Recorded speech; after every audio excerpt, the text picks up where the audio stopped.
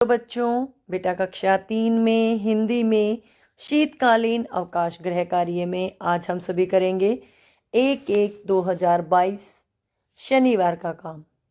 क्या काम करेंगे बेटा? 1 जनवरी 2022 शनिवार का काम। सबसे पहले आप सभी को नव वर्ष की हार्दिक शुभकामनाएं। 1 जनवरी को नया साल लग रहा है ना, इसीलिए। ठीक है, तो हमारा जो पहला प्रश्न है बेटा वो इसी से संबंधित है। अपने प्रिय मित्र को नए साल की बधाई देने वाला एक ग्रीटिंग कार्ड बनाकर दीजिए। मतलब अपने दोस्त को नए साल पर बधाई के लिए एक ग्रीटिंग कार्ड बनाना है। तो कैसे बनाएंगे वो देखिए आप सभी। देखो बच्चों, मैं आपके लिए कुछ ग्रीटिंग कार्ड्स के नमूने लेके आई हूँ, जैसा आप अपने दोस्त के लिए बना सकते हो। ये सभी कार्ड वर्ष 2020 के लिए हैं। हैप्पी न्यू ईयर यानी नव वर्ष की शुभकामनाएं। तो एक ये है बेटा, एक ये है, एक ये है, एक ये है। इसको आप फूलों से सजा सकते हो, पेपर कटिंग से सजा सकते हो। एक ये है, एक ये है। जो आपको पसंद आए वो आप अपने दोस्त के लिए बना दीजिएगा और लिखिएगा, प्रिय मित्र आपको नव वर्ष की हार्दिक शुभकामनाएं। इंग्लिश में लिखना चाहें, happy new year to my dear friend. ठीक है, तो जैसा आपको ठीक लगे वैसा लिखिएगा। और बेटा आप लोग है ना ग्रीटिंग कार्ड बनाते हो तो शेरो शायरी बहुत करते हो, उससे बचें, क्योंकि अब जो जमाना है वो सच्ची भावनाएं का है। ठीक है, तो इस तरह का कोई ग्रीटिंग कार्ड आप अपने दोस्त के लिए बना दीजिएगा। जो ग्रीटिंग कार्ड्स मैंने दिखाए हैं आप उस तरह का कोई ग्रीटिंग कार्ड अपने दोस्त के लिए बना लीजिएगा, मित्र के लिए बना लीजिएगा। ऐसे ही ये ग्रीटिंग कार्ड आप सभी के लिए बना सकते हैं, आवश्यक नहीं है कि सिर्फ दोस्त के लिए बनाओ। ठीक है, अगला बेटा, इन शब्दों का प्रयोग करके आपको एक कहानी बनानी है। शब्द क्या क्या है? विद्यालय, गुरुजी, बंदर, छुट्टी, डंडा, पेड़, केला, ताली, बच्चे, भूख। ठीक है, जैसे इनको पढ़ा कुछ कुछ बातें आपके दिमाग में आई होंगी, आई है ना, वैसे उन शब्दों का इस्तेमाल करके आपको एक कहानी बनानी है। ठीक है, जैसे ये क्या है कि एक बार विद्यालय में गुरुजी पढ़ा रहे थे, हमारी आधी छुट्टी हो गई।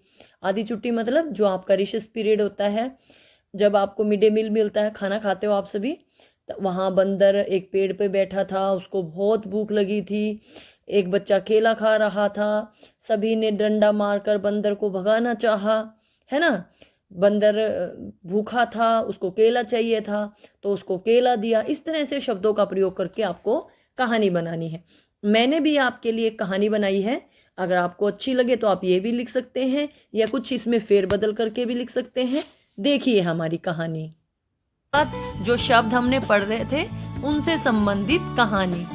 मैं आपको अपने विद्यालय की एक बात बताता हूँ, और अगर कोई लड़की लिखेगी तो क्या लिखेगी, बताती हूँ। विद्यालय में गुरुजी पढ़ा रहे थे। देखिए, पहले विद्यालय शब्द था, फिर गुरुजी थे। छुट्टी होने वाली थी, लेकिन तभी कक्षा में एक बंदर आ गया। अब कक्षा है, बंदर है, ये भी हमें देखिए शब्द वहीं से लिए हैं। वह बंदर एक पेड़ से दूसरे पेड़ से, वहां पे पेड़ भी था, उछलता हुआ हमारी कक्षा में आ गया। उसको देखकर सभी बच्चे ताली बजाने लगे। ताली शब्द भी वहां था। बंदर ऐसे कर रहा था मानो उसे भूख लगी हो, भूख शब्द भी था। तब गुरुजी ने कहा, इसको एक केला दे देते हैं। केला शब्द भी वही था। केला लेकर बंदर वापस पेड़ पर भाग गया। हम सब बच्चों ने मिलकर खूब तालियां बजाई। आप इसके अलावा भी कोई बना सकते हैं, जैसे हम पिकनिक पर जा रहे थे, वहां हमने बंदर देखा, बंदर को भूख लगी थी, या आपको भूख लगी थी, बंदर को आपने केला दिया। तो इस तरह से आप कोई भी कहानी बना सकते हैं। जो भी आप कहानी बनाएंगे वो गलत नहीं मानी जाएगी। ठीक है, ये नहीं कि जो मैंने बताई है वही सही है, जो आपने भी लिखी होगी वो भी सही होगी। ठीक है बेटा, इस तरह से आप लोगों को अपनी कहानी पूरी करनी है और ये कार्य पूरा करना है। उम्मीद करती हूँ ये सारा कार्य आप लोगों को समझ में आ गया है और आप सभी इस कार्य को पूरा कर लेंगे। ठीक है।